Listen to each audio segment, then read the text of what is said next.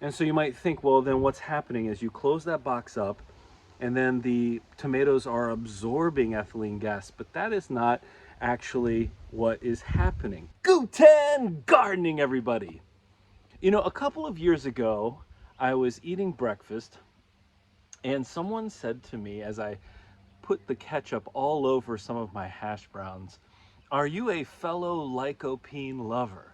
And I did not know what they were talking about. For those of you that don't know what lycopene is, it makes our tomatoes red. Well, I have here at the end of the season some green tomatoes, and today I'm going to talk about ethylene gas. Because when I was thinking about my childhood, I remembered something, and I want to make sure that you understand why tomatoes don't need sunlight in order to ripen up. Now, as my tomato plants are dying back, I still have some ripe out here, ripe off the vine that I still need to harvest. You can see these plants are pretty much done for, but these tomatoes are still going to serve me. Some of them are even splitting. They're a little bit overripe, but I got to get these inside.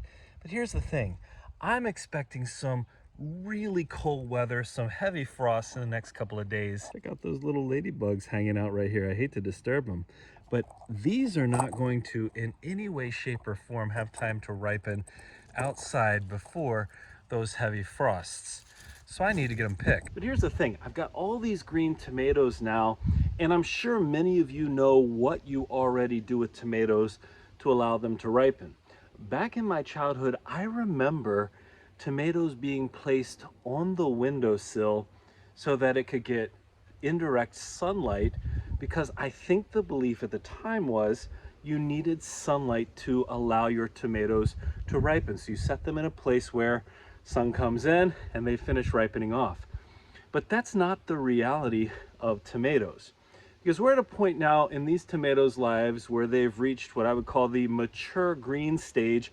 And if the weather were warmer for longer, they would start to turn. They would start to turn slightly orange and then get into that red color that would make these ripe tomatoes. Because it's at this point in their mature stage where they start to produce a natural hormone called ethylene gas. Now, you've actually seen this at work, even if you've never grown tomatoes, because there are some fruits that also produce ethylene gas that allows them to ripen after you've harvested them.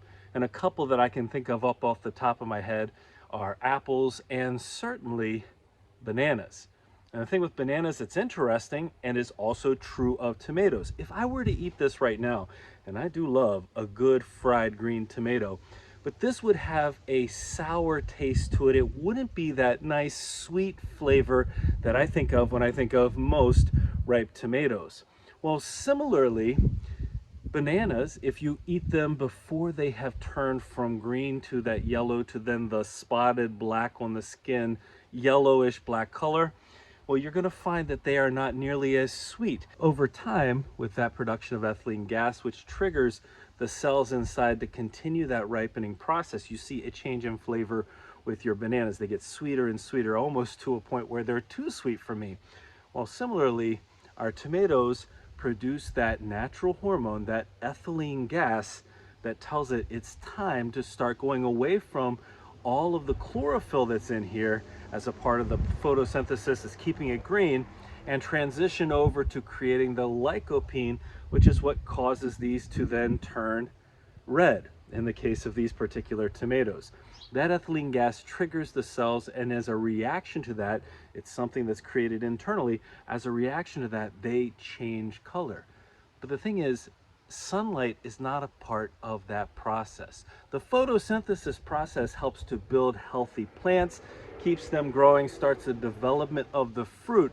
But once they've reached that age of maturity, green maturity, and they start transitioning over to ripening the way we think of vine ripened tomatoes, it's not about sunlight anymore. Instead, it's about the production of that gas. So to get from here to a fully ripe tomato, we can actually see a negative impact if there's too much heat or too much sunlight. And I'm sure you've seen it before, I know I have, where you get some scalding that happens to your tomato, some white spots that can occur on the flesh whenever it's too hot outside.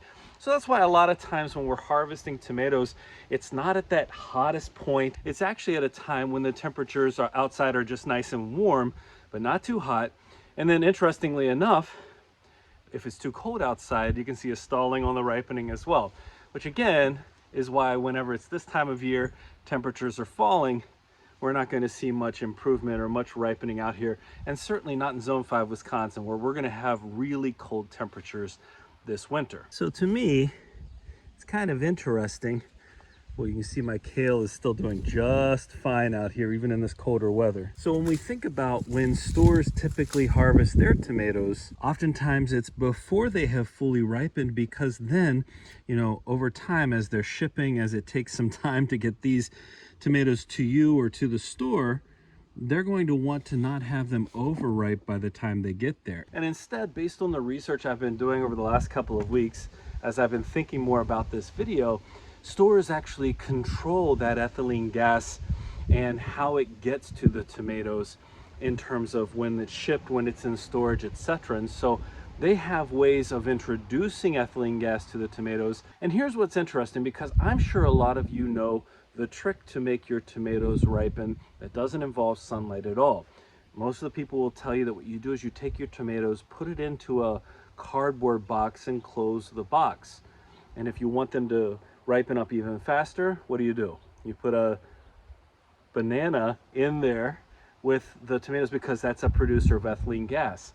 And so you might think, well, then what's happening is you close that box up and then the tomatoes are absorbing ethylene gas, but that is not actually what is happening. Instead, the ethylene gas works as a trigger to the tomatoes, so it gives the cells of the tomato, the cell receptors of the tomato, the idea, oh, there's a lot of ethylene gas, therefore it's time to ripen up. And so by adding extra ethylene gas, you have the ability to ripen your tomatoes or ripen them faster. So then that means if you put your tomatoes into a cardboard box and then left the top open, they would still ripen, but because the gas might be escaping and wouldn't be as concentrated, they might take a little bit longer. So producers of tomatoes that go into stores have the ability then to control and introduce ethylene gas, control concentrations, and ripen tomatoes at varying rates.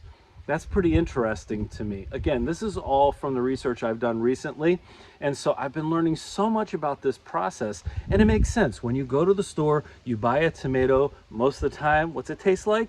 That's right, it tastes like cardboard. Well, it's probably in part because of the way in which it was ripened up, or how ripe that tomato is in the process. And really, as we all know, if you've grown tomatoes, nothing beats a homegrown tomato. Nothing. In terms of taste. So then let's think about this. We have a tomato like this, we want to ripen it, we put it into a cardboard box, we close the lid, maybe we put a banana in there because we want it to ripen quickly, and then we check every day or two to see what is ripe, especially as we see them start to ripen, we'll check daily, and then we remove the ones that are ripe enough and leave the others in there. That way we don't overwhelm and end up over ripening and get, well, you know what happens to a tomato that gets overripe. Hey, I once made the mistake of having a whole bunch, probably about 40, 50 pounds of tomatoes sitting on my table, getting ready to be processed, and I did not do it in time. And there's a little crack in the middle of the table because it's one of the tables I can pull apart to add a little leaf in the middle. And let's just say that tomato juice ran throughout and through the table. Well, I hope this is an interesting video to you. As I was thinking about, man, we've got all these green tomatoes out here, we still need to get them off the vine, we got to get them inside, I started thinking back to my childhood and how my perception was I had to have sunlight. But over the past couple of years, I've ripened up green tomatoes inside and I never once had sunlight. So I wanted to do some research into finding out the why. And I hope this video gave you that information today. I will tell you, I am not a tomato ethylene gas expert, but I did a lot of research so that you don't have to. And if there's anything I said in this video that you disagree with, we'd love to hear about it in the comments. And if you appreciated this video, we'd love to hear about that in the comments as well. Hey, I hope you enjoyed today's video and found it useful. And if you did, don't forget to give us a like Leave us a comment. Remember to share and subscribe. And most importantly, remember, when you're with us, you are good to grow.